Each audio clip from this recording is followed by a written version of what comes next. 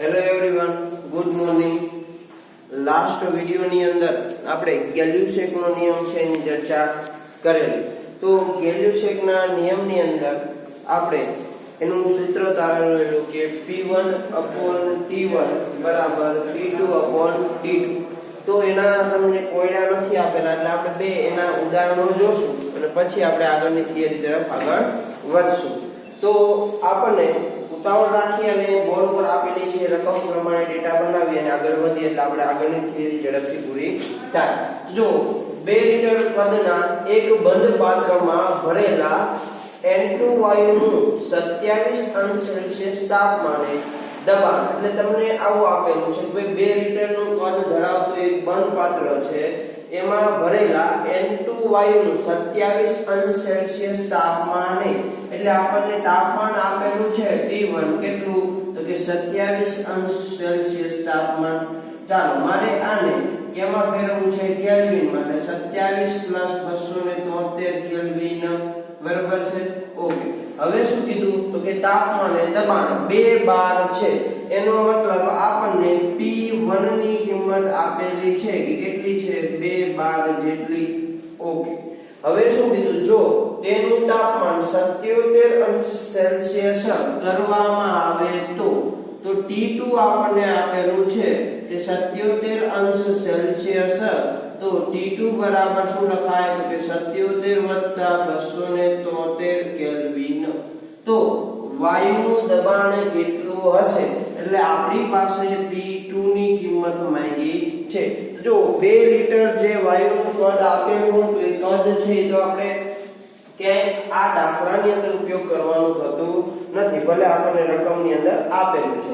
તો આપણે પહેલા તો 27 + 273 કરીએ. 27 +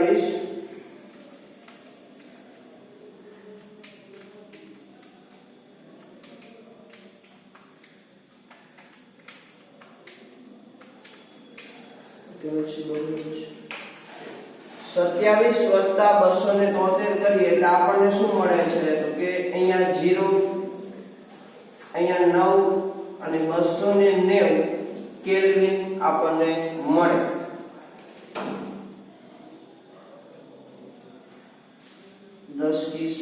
એટલે આપણને 300 કેલ્વિન તાપમાન મળે.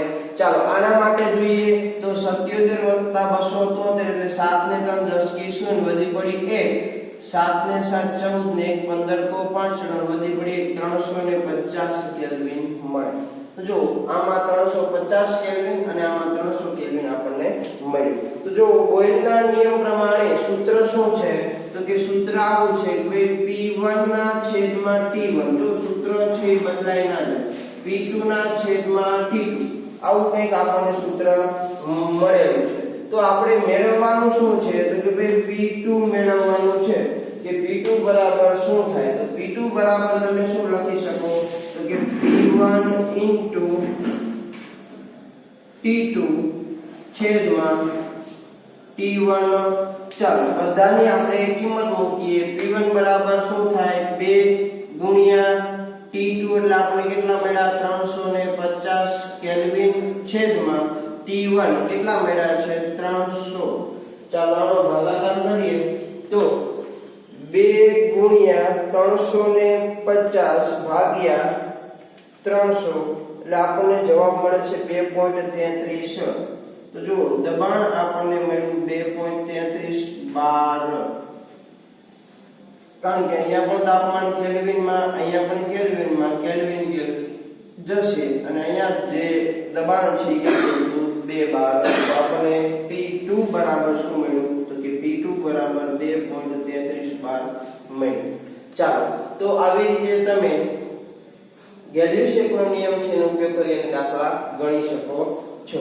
ચાલો તો આપણે દાખલા નંબર એની પછીનો જોઈએ એટલે આપણને આઈડિયા આવે કે કેવી રીતે બીજો દાખલો ગણી શકાય. તો જો તાપમાન આપણને આપેલું છે, રકમ કંઈક આવી છે 400 કેલ્વિન તાપમાન, એટલે આપણને T1 આપેલું છે 400 કેલ્વિનમાં જ આપેલું છે કે કેલ્વિન તાપમાને 5 લિટર કદના બંધ પાત્રમાં Cl2 વાયુનું દબાણ 4 બાર છે એટલે આપણને P1 આપી દીધું છે 4 બાર. જો જે તમને 5 લીટર આપેલું છે કદનો ઉપયોગ આપણે ક્યાંય કરવાનું થશે નહીં, કારણ કે આપણે ગેલ્યુસેકના નિયમની અંદર કદ કેવું હોય, અચળ હોય. એટલે આપણે જો બંને પરિસ્થિતિ માટે કદ તો 5 લીટર જ રહેવાનું છે, બંધ પાત્ર છે એટલા માટે. ચાલો, જો તેનું દબાણ 5 બાર કરવું હોય તો એટલે આપણે P2 બરાબર 5 બાર લાવવું છે તો તેનું તાપમાન કેટલા અંશ સેલ્સિયસ રાખવું પડશે. એટલે આપણને T2 માંગ્યા પણ કેવા અંશ સેલ્સિયસમાં કેટલા, એટલે ટૂંકમાં જે જવાબ મળશે એને આપણે સેલ્સિયસ ની અંદર ફેરવવો પડશે. તો સૂત્ર શું હતું આપણી પાસે, તો કે સૂત્ર આવું હતું કે P1 ના છેદમાં T1 P2 ના છેદમાં T2. મેળવવું શું છે આપણે, તો કે T2 મેળવવા છે એટલે T2 બરાબર શું લખાય, P2 T1 છેદમાં P1 આવું લખી શકાય. તો હવે આપણે કિંમત મૂકીએ. P2 બરાબર કેટલા આપ્યા છે, 5 બાર ગુણ્યા T1 બરાબર કેટલા આપ્યા છે, 400 કેલ્વિન છેદમાં P1 બરાબર આપણી પાસે શું છે, 4 બાર. જો અહીંયાથી 12 કેન્સલ થાય, અહીંયાથી 12 કેન્સલ થાય, તો આપણને જે આન્સર મળશે એ કેટલો મળશે, તો કે અહીંયા જો 4 આપ્યા છે અને અહીંયા 400 છે, જો 100 તમે છેદ ઉડાડી શકો, એનો મતલબ 500 કેલ્વિન તમને T2 બરાબર મળ્યા. પણ આપણે તો જોઈએ છે કે ભાઈ કેટલા અંશ સેલ્સિયસ ની અંદર તમે આ મેળવી શકો છો એ મેળવવું છે. તો જો 500 કેલ્વિન આપ્યા છે તો T2 અંશ સેલ્સિયસ માટે શું કરવું પડશે, તો કે 500 માંથી 273 તમારે શું કરવા પડશે, બાદ કરવા પડશે. તો જોઈએ 500 માંથી 273 બાદ કરીએ તો આપણને કેટલા મળે છે, -273 227. તો 227 અંશ સેલ્સિયસ તમને T2 નું તાપમાન મળે છે. તો આવી રીતે ગેલ્યુસેકના નિયમનો ઉપયોગ કરી સાદા અને સિમ્પલ દાખલા છે કે જે તમે એક નાના એવડા સૂત્રથી મેળવી શકો છો. તો આ દાખલા તમને 2 માર્ક ની અંદર પૂછી શકે તો આપણે આના માર્ક ક્યાંય જવા જોઈએ નહીં, એ ખાસ આપણે ધ્યાનમાં રાખશું. અને ખાસ જે આ ક્રમ છે P1 ના છેદમાં P2 કે P1 ના છેદમાં T1 એ ક્રમ તમને બધા સૂત્ર માટે કંઈક અલગ અલગ મળવાનો છે. એટલે બધા નિયમના સૂત્ર વ્યવસ્થિત યાદ હોવા જોઈએ. જો ભૂલ થઈ તો જવાબ તમારો આવશે નહીં. આનું આપણે ધ્યાન રાખશું. ચાલો, તો એક હવે નવી થિયરી તરફ આ આખા ચેપ્ટરમાં આપણે નકરા સૂત્ર સાબિત કરવાના છે. એટલે આપણે એક નવા સૂત્ર તરફ આગળ વધીએ કે સિદ્ધાંત તરફ. તો જો ત્રણ જે અલગ અલગ તાપમાન અચળ, દબાણ અચળ અને કદ અચળ લઈ અને જે સિદ્ધાંતો મળ્યા હતા એવા બીજા સિદ્ધાંતો છે કે જેના આ સિદ્ધાંતોનો ઉપયોગ કરીને મેળવવામાં આવે છે. તો એની ચર્ચા હવે આપણે કરવાની છે. તો હવે જોઈએ એવોગાડ્રો નો નિયમ. હવે જે જોવાનું છે એનો નિયમ છે તો કે એવોગાડ્રો નો નિયમ. તો આ એવોગાડ્રો આંક છે એ આપણે બીજા નંબરના ચેપ્ટર ની અંદર પણ જોયેલું કે એવોગાડ્રો આંકનું મૂલ્ય આટલું થાય. તો આ સિદ્ધાંત છે અચળ તાપમાન અને અચળ દબાણ. કઈ કન્ડિશનમાં, તો કે અચળ તાપમાન અને અચળ દબાણ માટે આ નિયમ છે એ વાયુમાં તાપમાન અચળ હોય અને અચળ દબાણ હોય તેવી કન્ડિશનની અંદર આ નિયમને એપ્લાય કરવામાં આવે છે. તો આ સિદ્ધાંત છે એ બે સિદ્ધાંતો ઉપરથી મેળવવામાં આવે. એક ડાલ્ટનનો સિદ્ધાંત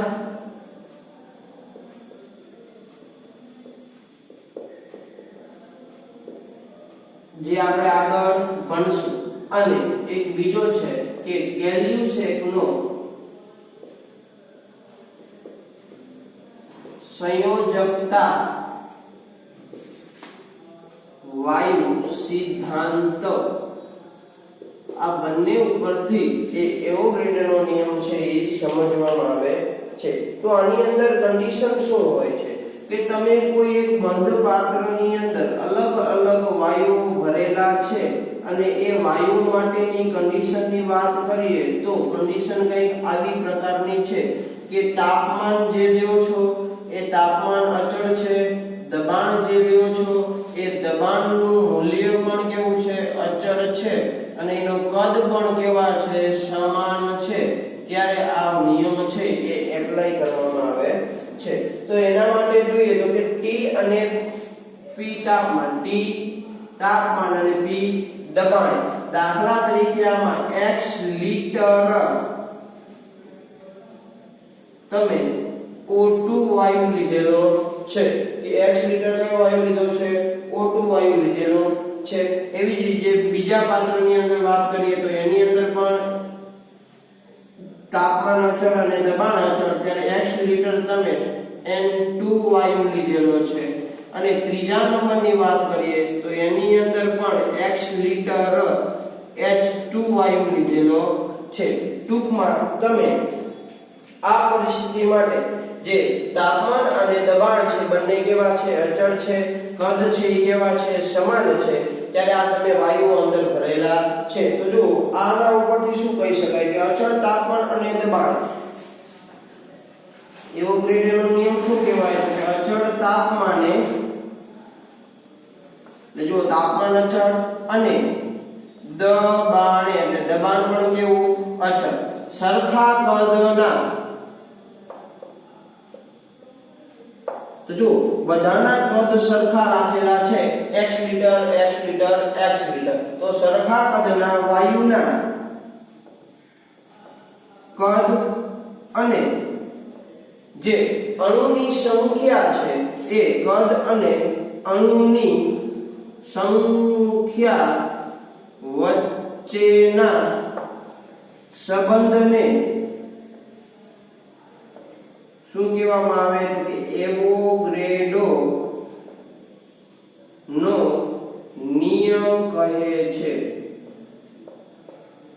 તો જો આના અંદર શું આવે છે તો કે એવોગ્રેડો નો નિયમ એટલે શું તો કે જો તાપમાન અને દબાણ અચળ હોય અને એવા સમયે તમે જો જુદા જુદા વાયુઓ છે એના કદ સરખા લીધા હોય તો આવું આ કદ અને આવા સમાન કદ ધરાવતા જે જુદા જુદા વાયુઓ છે એના અણુઓ અને એના કદ વચ્ચેનો જે સંબંધ દર્શાવતો નિયમ છે એ સંબંધ દર્શાવતા નિયમને એવોગ્રેડોનો નિયમ કહેવામાં આવે છે. એટલે આના ઉપરથી શું કહી શકીએ તો કે સમાન તાપમાન અને દબાણ, આના ઉપરથી તમારે એવોગ્રેડોનો નિયમ લખવો હોય તો શું લખાય તો કે સમાન તાપમાન અને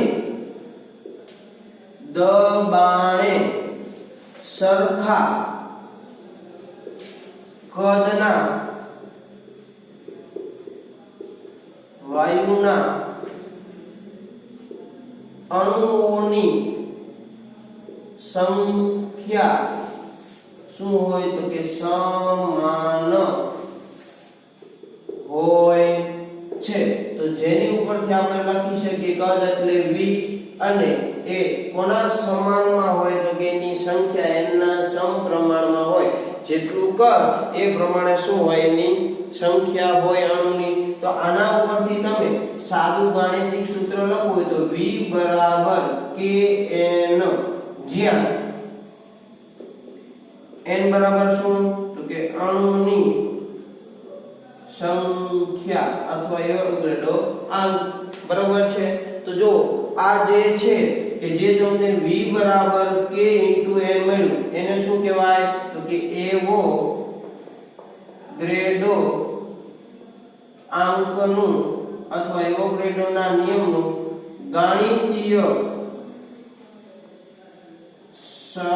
સમીકરણ કહેવામાં આવે છે. તો આપણે બોર્ડ નંબર 2 ની અંદર એની ચર્ચા કરી તો કે એવોગ્રેડો આંક એટલે શું તો કે એના માટે આપણે એવી ચર્ચા કરી કે એની અંદર જે સમાન કદના જે શું હોવા જોઈએ તો કે બધા કદના વાયુઓ છે એના કદ સરખા હોવા જોઈએ, એની અંદર તાપમાન અને દબાણ બંને અચળ હોય, ત્યારે તમે એમાં એ બધા વાયુઓની અંદર જે અણુઓની સંખ્યા મળે છે તમને કેવી મળે છે તો કે સમાન મળે છે. તો હવે આ આટલું સૂત્ર કે જે V બરાબર K A N એ આપણે યાદ રાખવાનું છે કે કોઈ પણ વાયુ છે એના કદ સરખા હોય અને તાપમાન અને દબાણ પણ સમાન હોય તો એમાં અણુઓની સંખ્યા તમને કેવી મળે સમાન મળે છે. તો આટલું આપણે એવોગાડ્રો અંકના નિયમ ઉપરથી યાદ રાખવાનું છે. તો હવે જોઈએ આગળ કે સ્ટાન્ડર્ડ ટેમ્પરેચર એટલે કે STPA તમે એના મૂલ્ય કઈ રીતે નક્કી કરી શકો છો કે કયા વાયુનું કદ કેટલું હોય. તો હવે એના તરફ આગળ વધીએ બોર્ડ નંબર 3 ની અંદર. તો હવે જોવાનું છે કે પ્રમાણભૂત તાપમાન અને દબાણ. ટોપિકનું નામ શું આપશું આપણે તો પ્રમાણભૂત તાપમાન અને દબાણ. તો જો આના વિશે સ્ટાર્ટ કરીએ એટલા પહેલા તમને એક વાત કરું કે જે આ જે ટોપિક ભણવાના છે એમાં આવતી કિંમતો છે આપણે ઘણા બધા દાખલાની અંદર મૂકવાની થશે, એટલે ઘણી બધી જગ્યાએ આપણને ઉપયોગી થશે. તો સૌપ્રથમ જોઈએ કે પ્રમાણભૂત તાપમાન અને દબાણ. તો એને કહેવામાં શું આવે તો એને કહેવામાં આવે STP, જેનો ઉલ્લેખ તમે ચેપ્ટર નંબર 1 માં ક્યાંક ને ક્યાંક કરેલો છે. તો આનો મતલબ થાય સ્ટાન્ડર્ડ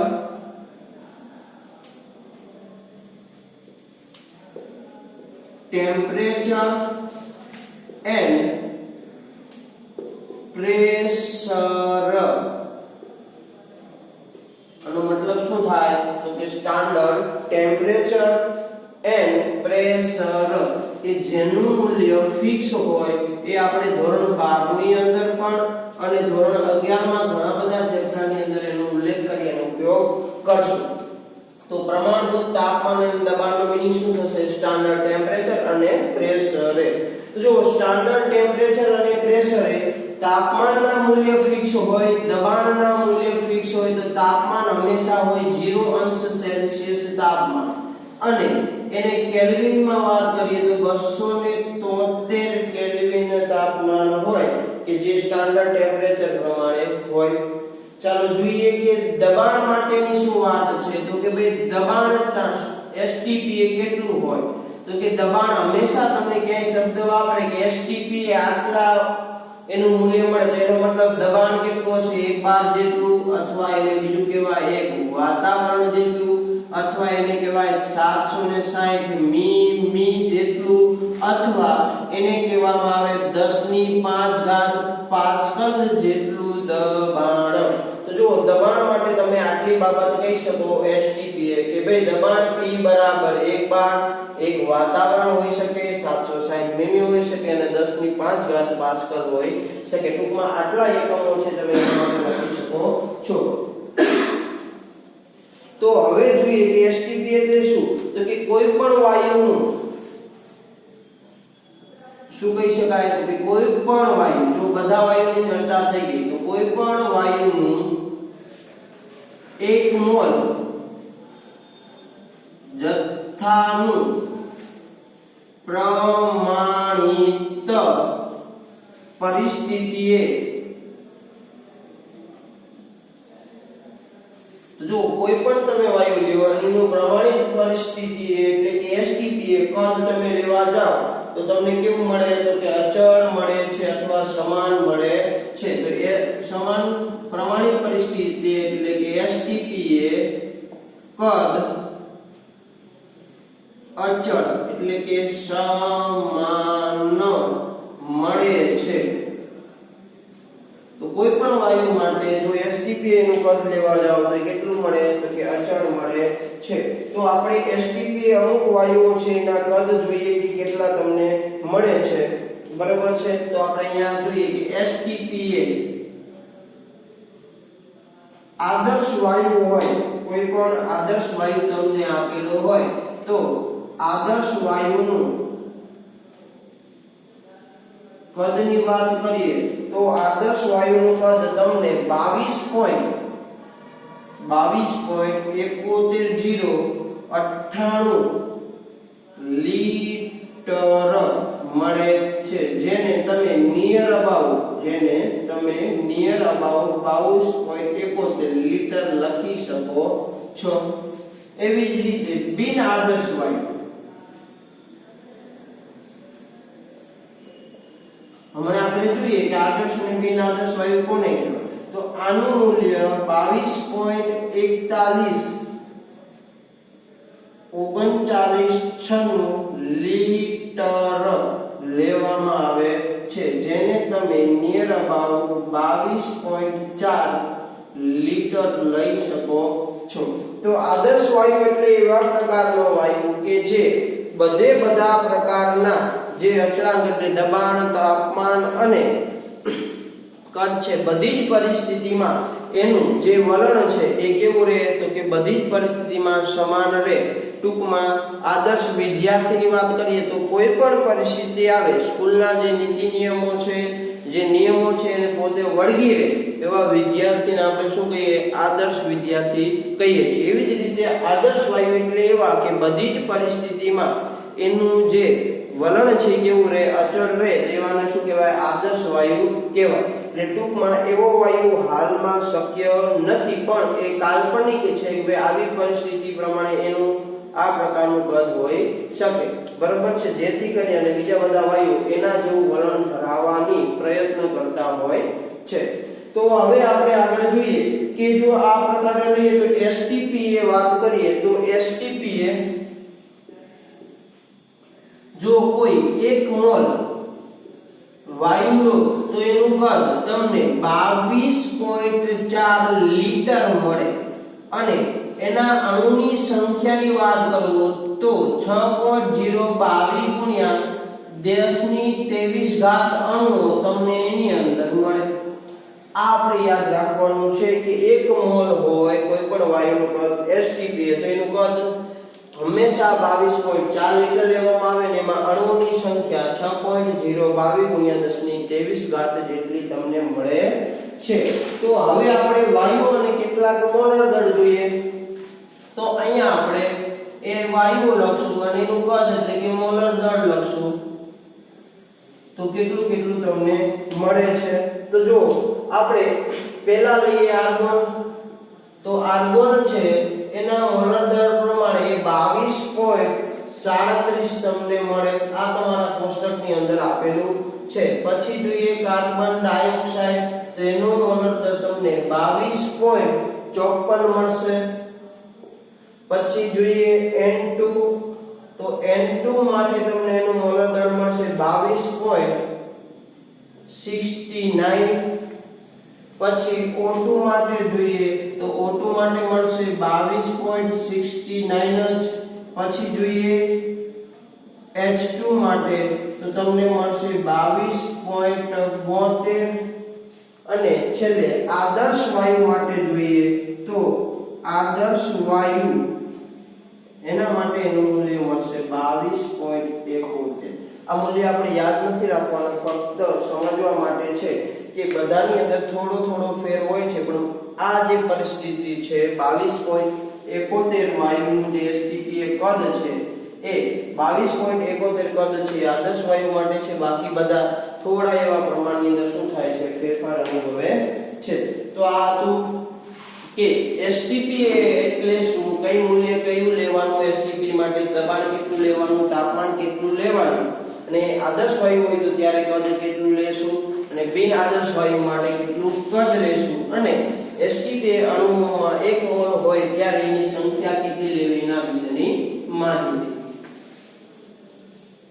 ચાલો આટલી માહિતી આપણે એમસીક્યુ માટે યાદ રાખશું, અને આગળ જ્યારે દાખલાની અંદર જરૂર પડશે ત્યારે એક એકમમાંથી બીજા એકમમાં ફેરવવા માટે આટલી માહિતી છે એનો ઉપયોગ ક્યાંક ને ક્યાંક કરશું. એટલે આપણે આ થિયરી સ્વરૂપે પૂછાવાની શક્યતા ઓછી, પણ એમસીક્યુ અને અન્ય જે દાખલાઓ છે એનો ઉપયોગ ગણવા માટે આનો ઉપયોગ આપણે જરૂરથી કરવાનો થશે. એટલે ખાસ આપણે આપણા માટે આઈએમપી પ્રશ્ન હતો. તો હવે જોઈએ બોર્ડ નંબર 4 ની અંદર. તો હવે મારે જોવું છે સંયુક્ત વાયુ સમીકરણ અથવા વાયુ સમીકરણ બે રીતે પૂછાઈ શકે કે પેલું નામ તો કે સંયુક્ત વાયુ સમીકરણ અથવા બીજા નામે લખવું હોય તો બીજું નામ છે વાયુ સમીકરણ. બીજું નામ છે વાયુ સમીકરણ. અને આ બંને બોયલ અને ચાર્લ્સનો નિયમ છે એનો ઉપયોગ કરી અને મેળવવામાં આવે છે. એટલે બોયલ અને ચાર્લ્સનો નિયમ છે બંનેનો સંયુક્ત જે સમીકરણ છે એના ઉપયોગથી મેળવવામાં આવે છે. તો આ સમીકરણ માટે સમજવા માટે જોઈએ તો કે નિશ્ચિત જથ્થાના વાયુના કદ ઉપર જો જોવા જઈએ, કોઈ પણ નિશ્ચિત જથ્થાનો તમે વાયુ લઈ લો, એ નિશ્ચિત જથ્થાના વાયુના કદ પર દબાણ અને તાપમાનની શું થાય તો કે અસર થાય છે, જે અનુક્રમે બોયલ અને ચાર્લ્સના નિયમ દ્વારા સમજાવી શકાય છે. તો જો કોઈ પણ વાયુ લઈ લો, એનો નિશ્ચિત જથ્થો લઈ લો, તો એના માટે આપણે વાત કરીએ તો એ વાયુના કદ પર તમે જુઓ તો દબાણની પણ અસર થાય અને તાપમાનની પણ અસર થાય. તો આ બંને જો દબાણની અસર અને તાપમાનની અસર છે એ તમારે જો સમજાવવી હોય કે કેમ પ્રમાણે અસર થાય, વધારો થાય કે ઘટાડો, એ તમે બોયલનો નિયમ અને આ ચાર્લ્સનો નિયમ જે આપણે આગળ ભણી ગયા છે તો એ બંને નિયમો દ્વારા તમે સમજાવી શકો છો કે એકની અંદર એકબીજાના વિરુદ્ધ પ્રમાણમાં હોય અને એકની અંદર એકબીજાના સમપ્રમાણમાં હોય, એવી તમે ક્યાંક ને ક્યાંક વાત કરેલી છે. તો આના ઉપરથી શું કહી શકાય તો કે નિશ્ચિત જથ્થાના વાયુના કદ પર, આના ઉપરથી શું કહી શકાય તો કે નિશ્ચિત જથ્થાના વાયુના કદ પર દબાણ અને તાપમાનની અસરના એક સાથે અભ્યાસને શું કહેવાય તો કે સંયુક્ત વાયુ સમીકરણ કહે છે.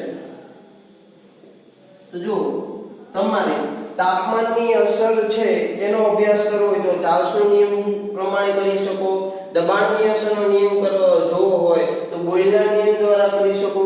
પરંતુ જો આ બંને અસરનો એક સાથે જો એની ઉપર શું અસર થાય છે કદ ઉપર, બંને દબાણ અને તાપમાન છે બંનેનો એ કદ ઉપર એક સાથે શું અસર થાય છે, જો તમારે એ બંનેનો એક સાથે જો અભ્યાસ કરવો હોય એટલે કે નક્કી કરવું હોય તો કોના દ્વારા તમે નક્કી કરી શકો તો કે સંયુક્ત વાયુ સમીકરણ છે એના દ્વારા તમે અભ્યાસ કરી શકો છો. તો દાખલા તરીકે આપણે જોઈએ તો બોયલના નિયમ પ્રમાણે આપણે શું કરી શકાય તો પેલું જોઈએ બોયલનો નિયમ.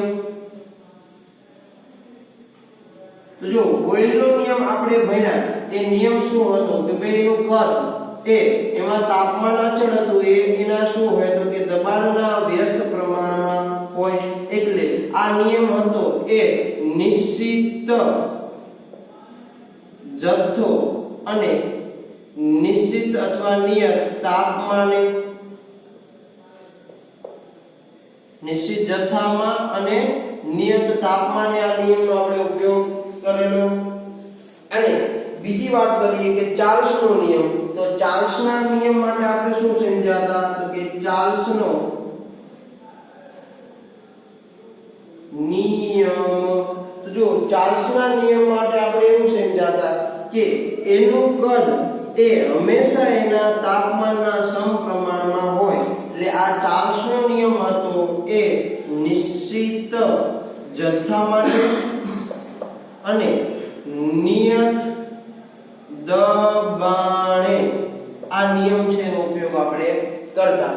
તો જો ચાર્લ્સના નિયમ માટે તાપમાન અને એનું કદ એકબીજાના સમપ્રમાણમાં હોય, જ્યારે બોયલના નિયમ પ્રમાણે કદ અને દબાણ એકબીજાના વ્યસ્ત પ્રમાણમાં હોય. તો જો આ બંને છે કેવા મળ્યા? તો કે કદ સાથેનું તાપમાન અને દબાણનો સંબંધ તમને મળ્યો. તો આ બંને માટે તમે એવું લખી શકો કે ભાઈ એનું કદ છે એ એના તાપમાનના સમપ્રમાણમાં પણ એના દબાણના વ્યસ્ત પ્રમાણમાં હોય. કારણ કે જો અહીંયા કદ એના વ્યસ્ત પ્રમાણ, અહીંયા કદ એના તો કે સમપ્રમાણમાં. તો આના પ્રમાણે આ બંનેનો ઉપયોગ કરી એનું આવું સૂત્ર લખી શકું કે ભાઈ નું કદ એ તાપમાનના સમપ્રમાણમાં પણ દબાણના વ્યસ્ત પ્રમાણમાં હોય છે.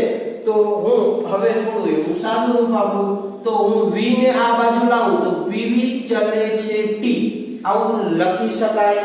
અને મારે ચલે છે એ કાઢવું હોય તો શું લખી શકાય? તો કે ભાઈ pv બરાબર k * t આવું લખાય.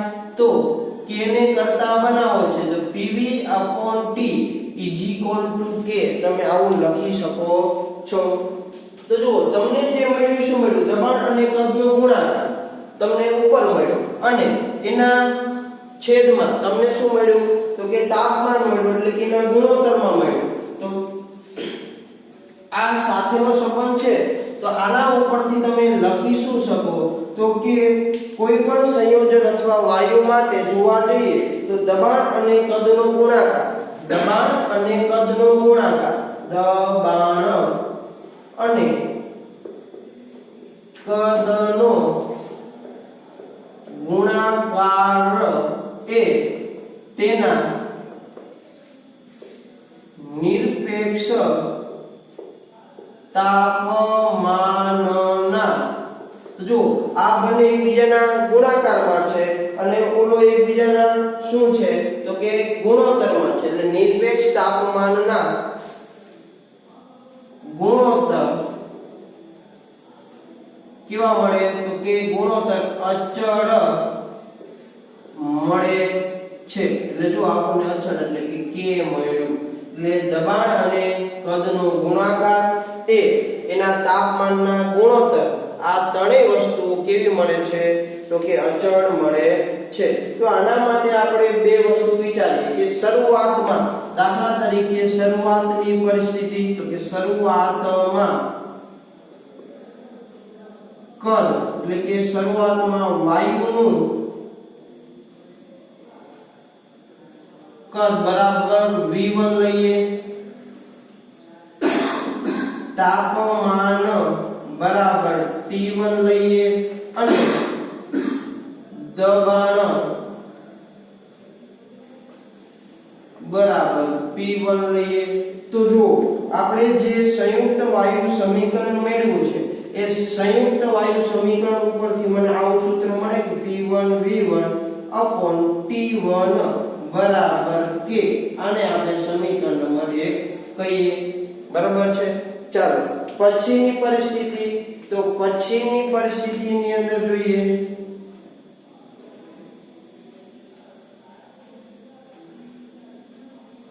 કે ના દબાણમાં વધારો થયો હશે તેનું વાયુનું કદ, દાખલા તરીકે આપણે V2 જેટલું લઈએ, દબાણ બરાબર એના દબાણમાં વધારો થયો હશે તો P2 જેટલું લઈએ અને એનું તાપમાન આપણે T2 જેટલું લઈએ. તો જો એની ઉપરથી તમે સૂત્ર શું લખી શકો? તો કે સૂત્ર આવું લખી શકો કે P2 V2 છેદમાં T2 = k. આને આપણે સમીકરણ નંબર 2. તો જોઈએ હવે આપણે બોર્ડ નંબર 5 ની અંદર કે હવે આ સમીકરણનો ઉપયોગ કરી અને આપણે શું કરવાનું છે. તો જો અહીંયા આપણે સમીકરણ 1 અને સમીકરણ 2 મેળવ્યા. આ બંને સમીકરણ છે એનો આપણે શું કરશું તો કે બંને માટે k નું મૂલ્ય સમાન છે. કેવું? અચળ. તો આપણે અહીંયા સમીકરણ નંબર 1 અને સમીકરણ નંબર 2 આ બંનેને શું કરશું? સરખાવશું.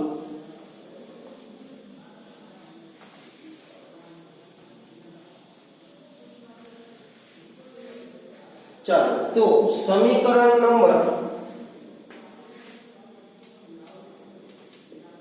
1 અને સમીકરણ નંબર 2 ને સરખાવતા સમીકરણ નંબર 1 અને સમીકરણ 2 ને સરખાવીએ તો જો બંને માટે k નું મૂલ્ય સમાન છે એટલે તમને સૂત્ર આવું મળે કે p1 v1 t1 બરાબર p2 v2 t2. તમને આવા પ્રકારનું કંઈક સમીકરણ મળે. તો હવે જો મારે આનું સાદું અને સિમ્પલ સમીકરણની અંદર ફેરવવું હોય તો આવું લખાય કે p1 v1 t2 બરાબર p2 v2 t1. તો જો આ સમીકરણ આપણને જે મળ્યું એને શું કહેવાય તો કે સંયુક્ત વાયુ સમીકરણ. ટૂંકમાં આ સમીકરણની અંદર તાપમાન, દબાણ અને કદ ત્રણેય કણનો સમાવેશ થાય છે. એટલે હવે જે આપણને રકમ આપવામાં આવશે એ રકમની અંદર તમે જોવા જશો તો તાપમાન, દબાણ અને એનું કદ એ ત્રણેય કણનો સમાવેશ થશે. તો આપણી પાસે 5 મિનિટ જેટલો ટાઈમ છે હજી 45 થવામાં. તો આપણે એનો કોયડો પણ છે એ જોઈ લઈએ. એટલે આપણે આ સમીકરણનો ઉપયોગ કઈ રીતે કરી શકાય એ આપણે જોઈએ. તો બોર્ડ નંબર 5 ની અંદર આપણે એના કોયડો જે આપ્યો છે એની ચર્ચા કરીએ. તો જો રકમ જોઈએ શું આપેલું છે બુકની અંદર અને એની ઉપરથી આપણે દાખલો ગણવાની ટ્રાય કરશું.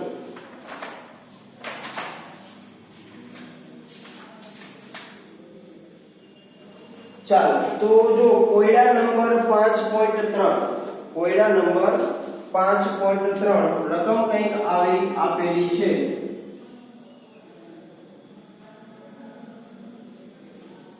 ચાલો રકમ હું બોલું છું લખતો નથી. તો રકમની અંદર આપણને શું આપેલું છે કે 25 અંશ સેલ્સિયસ તાપમાને એટલે આપણને તાપમાન T1 આપી દીધું છે 25 અંશ સેલ્સિયસ. હવે શું કીધું 25 અંશ સેલ્સિયસ તાપમાન અને 760 મીમી પારાના દબાણ એટલે આપણને એનું દબાણ આપેલું છે જેને આપણે P1 કહીશું જે 760 મીમી આપેલું છે. પારાના દબાણે વાયુ 600 ml કદ ધરાવે છે એટલે આપણને કદ આપી દીધું V જે 600 ml માં છે. ઓકે જો પારાના દબાણે કીધું એટલે એ મીમી પણ કેમાં Hg ની અંદર એટલે કે પારાના દબાણે છે. જો વાયુનું કદ 640 ml એટલે હવે જો તમને બીજું કદ આપેલું એને આપણે V2 કહીશું જે કેટલું આપ્યું છે 640 ml તો કે 640 ml અને તાપમાન 10 અંશ સેલ્સિયસ થાય એટલે આપણને T2 આપી દીધું છે કેટલું 10 અંશ સેલ્સિયસ થાય.